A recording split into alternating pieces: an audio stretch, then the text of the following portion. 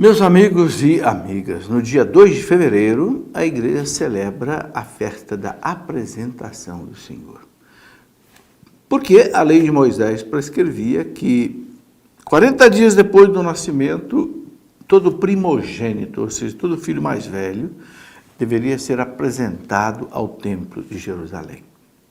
Era um ritual e que se chamava também de purificação da mãe.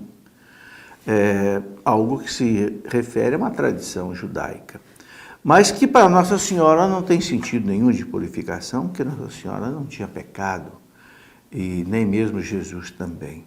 Mas é um ato de humildade, cumprir toda a lei.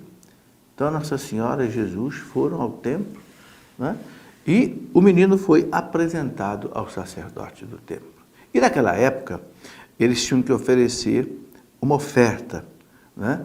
Se a família tinha mais bens, podia ser um novilho, uma ovelha, um carneiro, e os mais pobres ofereciam que um pombinho, uma rola. Foi exatamente o que São José e Nossa Senhora ofereceram, o que mostra que realmente eles eram pobres, né?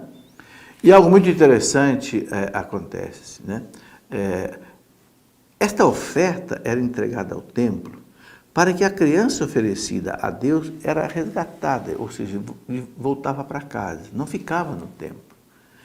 Mas com Jesus, essa volta para casa, ele sabia que era apenas temporária, porque um dia ele seria oferecido a Deus de maneira permanente, sobretudo no sacrifício da cruz. Outro fato impressionante nessa apresentação do templo é de Simeão e Ana. Ana, uma profetisa com cerca de 80 anos, que diz o evangelista São Lucas, servia a Deus com jejuns e oração. Servia a Deus com jejuns e oração. Faz a gente compreender que jejuar por Deus e orar é também um serviço a Deus. E também Simeão, inspirado pelo Espírito Santo, foi ao templo, porque o Espírito Santo mostrou a ele que ali estava o Salvador. E aí ele diz aquelas palavras maravilhosas, né? Inclusive, meus olhos viram a tua salvação, que preparaste diante de todos os povos como luz para iluminar as nações. É por isso que neste dia tem aquela bênção da vela, né?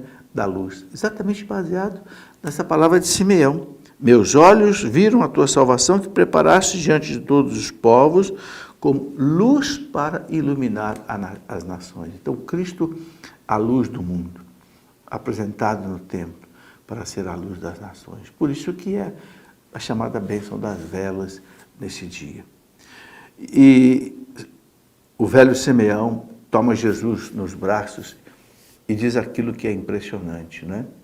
Este menino será colocado como sinal de contradição. Ou seja, ele vai contra aquilo que o mundo ensina. Contradição quer dizer contra. E realmente, Jesus, né, pregou o Evangelho, só fez o bem, só fez a caridade, mas por causa da sua vida, por causa da sua doutrina, ele foi perseguido, ele foi morto, foi crucificado. Sinal de contradição. E a igreja continua sendo esse sinal de contradição, porque a igreja é o corpo de Cristo. Cristo é a luz do mundo e a igreja, o Concílio Vaticano II chamou de a lumen gentium, ou seja, a luz dos povos.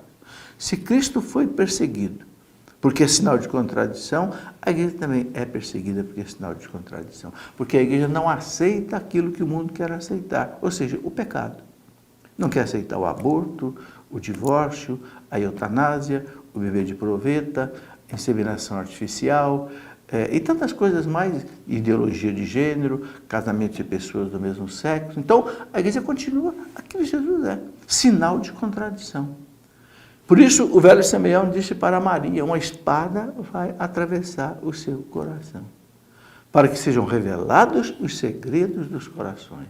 Ou seja, para que cada pessoa diante de Jesus se defina. Eu estou com Deus ou estou contra Deus? Eu estou com a igreja ou eu estou contra a igreja? Né? Maria sofreu essas dores. Ali no Calvário, ela viu seu filho ser crucificado, levantado. Nenhuma mulher nesse mundo passou por tal padecimento, né? Porque aquele que era sinal de contradição realmente estava sendo crucificado. Por isso uma espada transpassou a alma de Maria.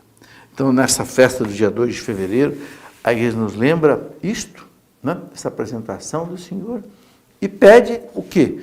Que nós sejamos católicos convictos. Como diz São Paulo na Carta aos Romanos, capítulo 12, não vos conformeis com este mundo. Não é o evangelho que tem que ser adaptado ao mundo, o mundo é que tem que ser adaptado ao evangelho. E nós não podemos abrir mão disso. Nós não podemos ficar fazendo uma pregação light, como dizia o padre Léo, né? Uma pregação xoxa, que não ponha as coisas no devido lugar. O que é verdade, o que é erro e tem que ser dito com clareza, com educação, com sinceridade, mas não se pode fazer a caridade sacrificando a verdade.